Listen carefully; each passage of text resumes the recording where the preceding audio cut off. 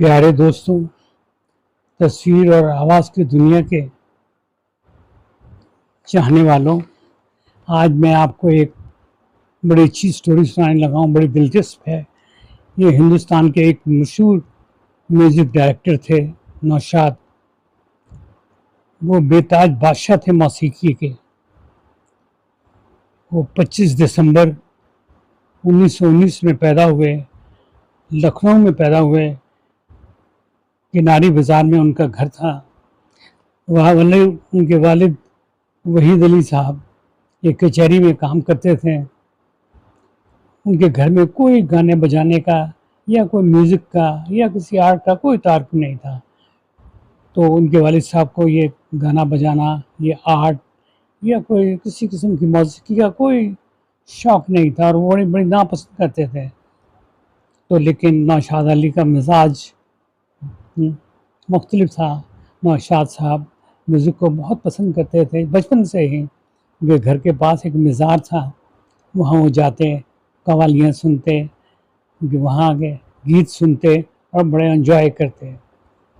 ایک دفعہ بچپن میں ہی وہ بڑے سخت بیمار ہو گئے۔ ڈاکٹروں نے ان کو لا علاج کر دیا اور کہا کہ اب یہ بچ نہ پائے گا، لیکن خدا کو کچھ اور ہی منظور تھا۔ وہ صحت یاب ہو گئے۔ شاید کسی بڑے کام کے لیے اللہ تعالیٰ نے ان کو منتخب کیا تھا۔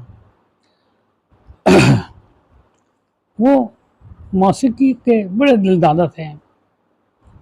تو ان کے گھر کے پاس ہی ایک موسیقی کے سازوں کی دکان تھی، جس کے مالک تھے یوسف علی خان صاحب اور غربت علی خان صاحب۔ وہ ان کی دکان کے آگے جا کے بیٹھ جاتے ہیں، گھنٹوں بیٹھے رہتے ہیں، ان کو دیکھتے رہتے ہیں۔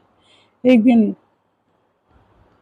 یوسف علی خان صاحب کہنے لگے، بھائی تو بیٹھا رہتا ہے یہاں کے ایک گھنٹے، بتاؤ کچھ ہمیں۔ انہوں نے کہا، بھائی صاحب میں تو، آپ مجھے حکم کریں میں ہر خدمت آپ کی کروں گا، مجھے بس اپنے پاس آپ رکھ لے دیجیے گا۔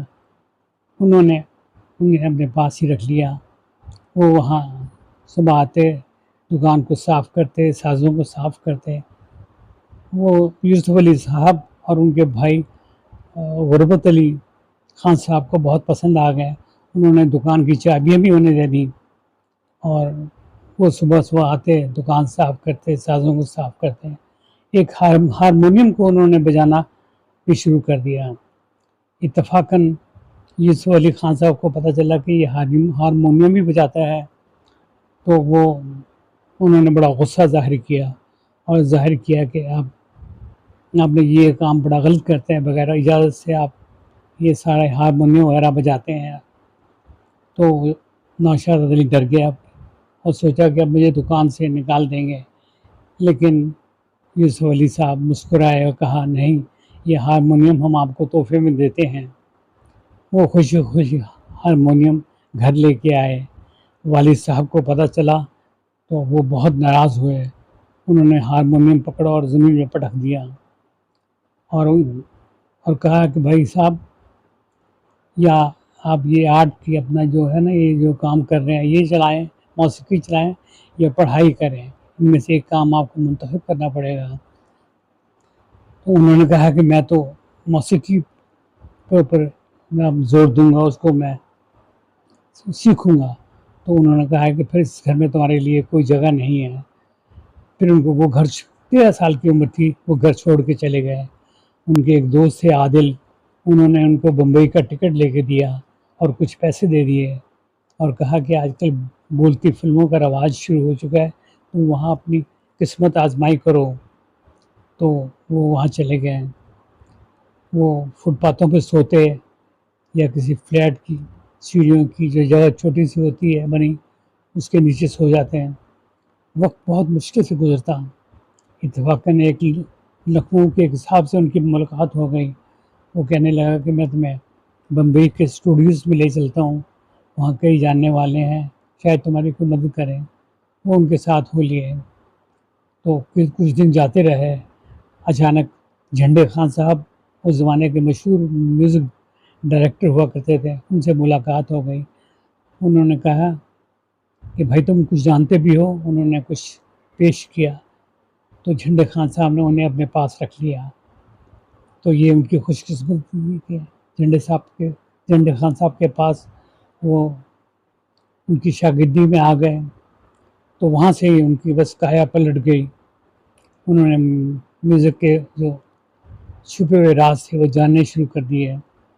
انہوں نے شروع میں ایک فلم کو ڈائریکٹ کیا، میوزک دیا، وہ کامیاب تو نہ ہوئی، لیکن ان کے ممبئی کے مختلف اسٹوڈیوز میں ان کا نام سنائی دینے لگا.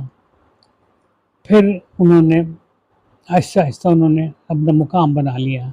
اب تو اچھا خاصا ان کی ڈیمانڈ ہو گئی تھی، اور وہ ہر جو فلم بنتی اس کے جو مالک ہوتے وہ ان کو ضرور ملتے اور کہتے کہ آپ ہماری فلم کو میوزک دیجیے گا. انہوں نے مغل اعظم کو بھی ان کا اپنا میوزک دیا، اور بھی بہت بڑی بڑی فلموں کو انہوں نے میوزک دیا. انہوں نے رفیع صاحب کے ساتھ ان کو میوزک دیا، اور کشور کمار صاحب کے ساتھ بھی انہوں نے کام کیا. انہوں نے لتا صاحب کے ساتھ، لتا بیوی کے ساتھ بھی کام کیا، اور آشا بھوسلے کے ساتھ بھی کام کیا، اور دھرمیندر کمار کے ساتھ بھی انہوں نے کام کیا.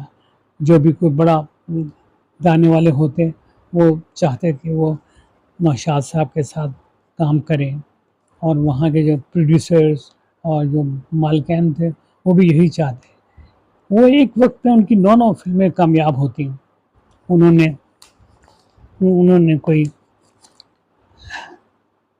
35 سلور جوبلی فلمیں بنائیں، کوئی 12 کوئی گولڈن جوبلی فلمیں ہوئیں، 3 ڈائمنڈ جوبلی فلمیں ہوئیں. یہ ایک بہت بڑی مثال تھی. ان کو بے شمار میڈلز اور انعامات ملے. ان کا بہت رتبہ بلند ہو گیا. ان کی شادی بھی ہو چکی تھی. ان کے 6 بیٹیاں تھیں اور 3 بیٹے تھے. وہ بس دن رات کام میں مشغول رہتے. اور رفیع صاحب سے انہوں نے بہت اعلیٰ قسم کے گانے گوائے.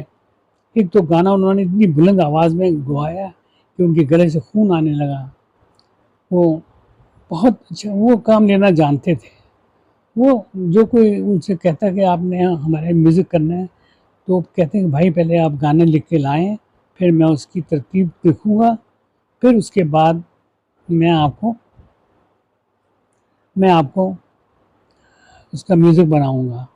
یہ ان کا ایک طریقہ تھا، کیونکہ وہ کہتے تھے کہ میں اس سچویشن کے مطابق میں گانا بناؤں گا. وہ خود بھی شاعر تھے، خود بھی رائٹر تھے. وہ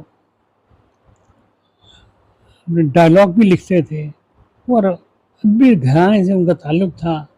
لکھنؤ سے ان کا تعلق تھا، جہاں اردو زبان کا وہ ایک گڑھ تھا. وہ تو اس طرح وہ یہ نوشاد علی صاحب نے 86 سال کی عمر پائی، اور پھر وہ انتقال کر گئے.